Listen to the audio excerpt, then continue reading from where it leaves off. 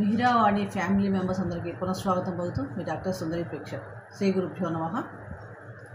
మనం ఈ మార్చి నెల 30 తారీఖు నాడు విశ్వావసునామ సంవత్సరంలోకి ప్రవేశించబోతున్నాం. అంటే ఉగాది పండుగ జరుపుకోబోతున్నాం. అంటే కొత్త సంవత్సరం వచ్చిందంటేనే మన నూతన సంవత్సరంలో మనకి ఈ సంవత్సరం ఎలా ఉంటుంది, సంవత్సర ఫలితాలు తెలుసుకోవాలని చాలామంది ఆత్రంగా ఉంటాము. దాంట్లో భాగంగా 27 నక్షత్రాల గురించి తెలుసుకుంటాం. ఒక్కొక్క నక్షత్రానికి ఆదాయ వ్యయాలు ఎలా ఉంటాయి, రాజపూజ అవమానాలు ఏంటి, ఏ పరిహారాలు చేసుకుంటే అనుకూలమైన ఫలితాలు పొందుతాం అనే విషయాలు తెలుసుకుందాం. దాంట్లో భాగంగా ఈరోజు మనం హస్త నక్షత్రం గురించి తెలుసుకుందాం.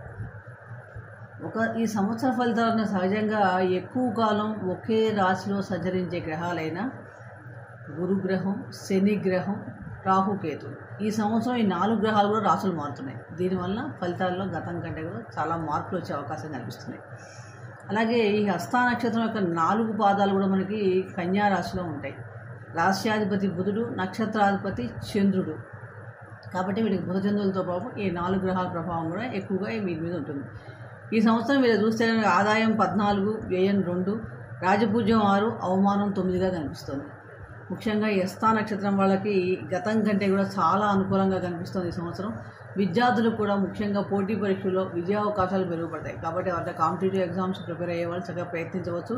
అలాగే వివాహం, ఉద్యోగం, విదేశీ ప్రయాణాలు అన్నీ కూడా చక్కగా కలిసి వస్తాయి. కాబట్టి ఈ సంవత్సరం మీరు ప్రయత్నించండి.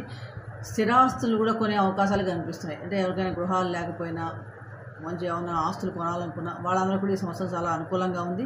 అలాగే ముఖ్యంగా రియల్ ఎస్టేట్ వ్యాపారస్తులకి చాలా అనుకూలంగా కనిపిస్తుంది. కాబట్టి వాళ్ళకు కూడా చాలా అనుకూలంగా ఉంది. ముఖ్యంగా మీ పనులన్నీ కూడా వీలైనంతవరకు డిసెంబర్ లోపల పూర్తి చేసుకుంటే కనుక చాలా మంచి ఫలితాలు పొందడానికి అవకాశం ఎక్కువగా ఉంది. అలాగే తర్వాత కొంచెం ఏంటంటే ఆరోగ్య విషయంలో కొంచెం ఇన్ఫెక్షన్స్ వలన ఉదర సంబంధమైన సమస్యలు రావడం కానీ, ఆకస్మిక సంఘటనలు జరగడం కానీ ఇలాంటివి ఉన్నాయి, దెబ్బలు తగలడం ఇలాంటివి ఉన్నాయి. కాబట్టి కొంచెం అక్కడ ఆ విషయాల్లో జాగ్రత్తగా ఉంచుకోండి. ముఖ్యంగా మీకు ఈ సంవత్సరం ఫలితం చూస్తే కనుక మొదటి 4 నెలలు ధనాదాయం చాలా బాగుంది, ఆర్థికంగా చాలా బాగుంది.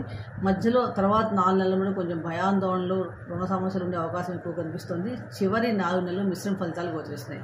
మొత్తం మీద చూస్తే కనుక ఈ హస్త నక్షత్రం వాళ్ళకి రాజపూజ ఎక్కువ కనిపిస్తుంది, సన్మానాలు జరిగే అవకాశం ఎక్కువగా ఉంది, కీర్తి ప్రతిష్టలు కూడా పెరుగుతాయి.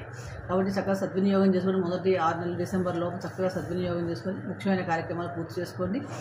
అలాగే ప్రతిరోజు కూడా మీరు గురు చరిత్ర పారాయణ చేసుకోవడం వల్ల చాలా మంచి ఫలితాలు వస్తాయి. విష్ణు సహస్రనామ స్తోత్ర పారాయణ చేయడం కూడా చాలా ఉత్తమమైన ఫలితాలు కలగడానికి అవకాశం ఎక్కువగా ఉంది. మరొక నక్షత్రం గురించి మరొక వీడియో తెలుసుకునే ప్రయత్నం చేద్దాం. ఆ ఈశ్వరుని కృప వల్ల మీకు ఈ సంవత్సరం అంతా కూడా సంపూర్ణ ఆయుష్, ఆరోగ్యం, ఐశ్వర్యాలతో ఉండాలని కోరుకుంటూ సర్వే జనా సుఖినో భవంతు. శుభం భూయాత్.